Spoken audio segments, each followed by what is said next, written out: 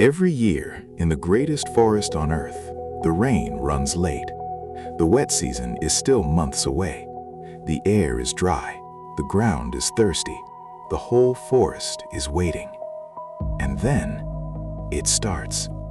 The first rains arrive, far too early, weeks before they should, long before anything up in the sky says they can. Something down here isn't waiting for the weather.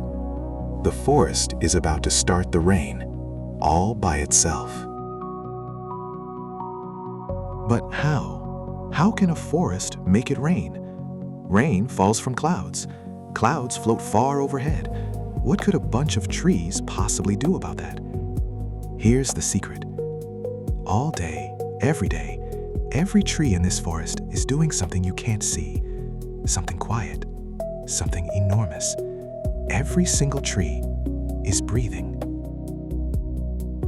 A tree drinks with its roots, pulling water up out of the ground. It carries that water all the way up its trunk, out to the very tips of its leaves, and then it lets it go as a fine, invisible mist, like your breath on a cold morning, but all day long. One big rainforest tree can breathe out about 1,000 bottles of water every single day. Now look around. There isn't one tree. There are hundreds of billions of them. Together, this forest breathes more water into the sky each day than the mightiest river pours into the sea. An entire ocean's worth of water floating up from the leaves. But water alone doesn't make a cloud. To become a cloud, that mist needs something tiny to hold on to. A speck so small you'd never see it. And the forest makes those too. Along with the water, the trees puff out billions of tiny specks, bits of plant dust, flecks of pollen, even living things far too small to see.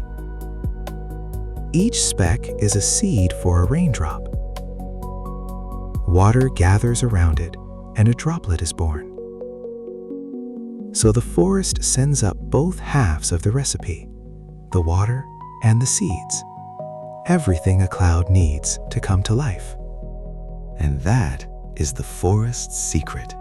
It doesn't wait for the winds. It doesn't wait for the sky.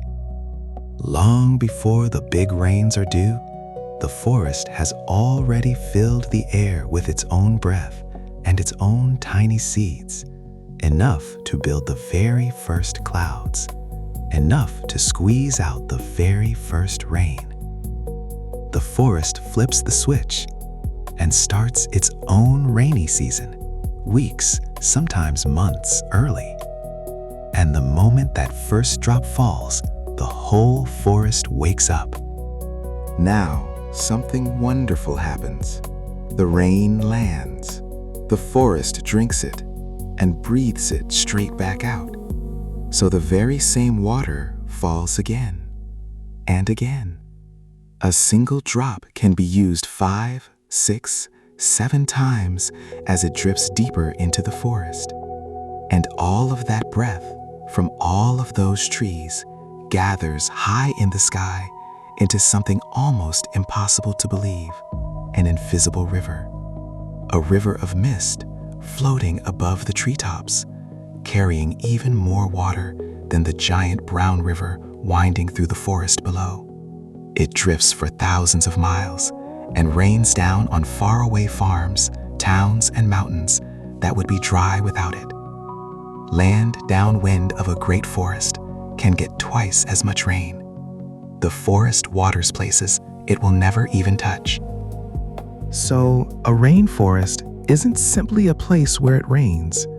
The forest is the machine that makes the rain. It lifts the water, it builds the clouds, it starts the season, and it passes the rain along over and over and over. But a machine can be broken. Every tree that falls is one less breath, one less cloud seed, one less turn of the loop. cut away enough of the forest, and scientists worry it might take only a fifth or a quarter, and the machine begins to stutter. The rains come late, then they come less, and slowly, a green and living forest can dry into open grassland, taking its rain and everyone else's with it. So the next time you see a rainforest, remember what it's really doing. It isn't waiting for the rain, it's making it, one invisible breath at a time. The world beneath the surface is stranger than it looks. Subscribe to Wonderground for more stories about how the living planet actually works.